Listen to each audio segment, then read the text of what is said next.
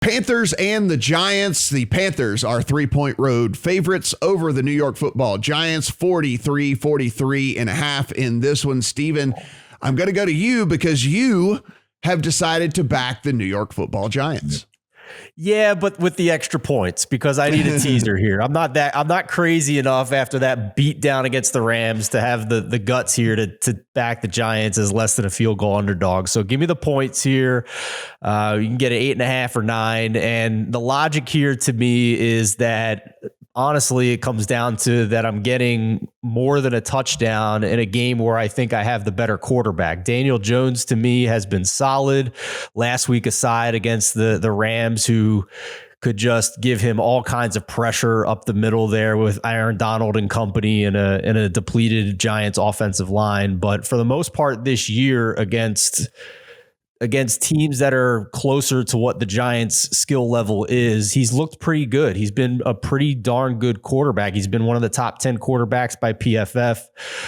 So I like getting more than a touchdown here in a teaser leg in a game with a lower total. I think this is a pretty darn low total, actually. I'm checking my notes here, but I think we're under 47 here for this. Yeah, total. No, it's 42.5, 43. Yeah, I mean, that's crazy low. So it's a great situation to buy points here on a home underdog. And Sam Darnold in this offense has been pretty rough, guys. I mean, 25th in offensive DVOA, 27th in PFF offensive grade.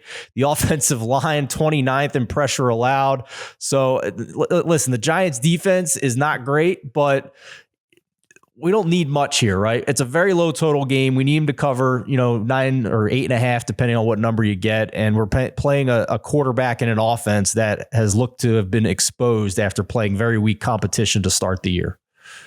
Brad, we're looking at this injury report here, and I know it's earlier in the week, but you look at the Giants, and again, they're just going to be battling, attrition here. Saquon Barkley's not going to play. We know that. You got Kenny Golladay, Kadarius Toney, Azeez Ojulari, John Ross, all of those guys were DNPs. Darius Slayton, a limited practice as well. So it's basically us trying to guess who's going to be out there on the field for the Giants.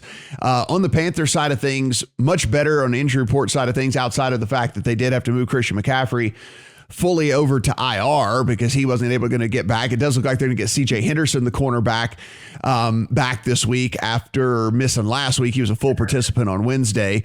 So do you think the Panthers, who started off super hot and really came back down to earth, do you think that they are a field goal road favorite over this version of the Giants? Maybe they could be. I see one glaring mismatch, which is the Panthers pass rush, number 1 in the NFL in pass rush win rate against the Giants offensive line, 27th in pass block win rate, and now missing their left tackle, Andrew Thomas, who was the only good player on that line, basically. So we know Dimes is prone to coughing up fumbles and strip sacks and all that kind of thing. He kind of kept it in check for the first few weeks of the season, but then last 2 weeks it's caught up with him. And I could see more of the same. I can see him being under constant duress here, especially, as you just said, he's going to be missing a lot of offensive weapons here. It's probably going to be Sterling Shepard and Evan Engram. And, Shepard's good, but Engram is not. So he's really got one good out instead of 4 or whatever. So I can see that being a mismatch. On the other side of the ball, I kind of do think we get a bounce back from Darnold. I do think the Giants defense, there's no pass rush, which is, again, that's the key with the Panthers because they've got no pass blocking. So, you can shut them down with a good pass rush, but the Giants don't have that. And if Darnold does have time, he does have good weapons in DJ Moore and Robbie Anderson.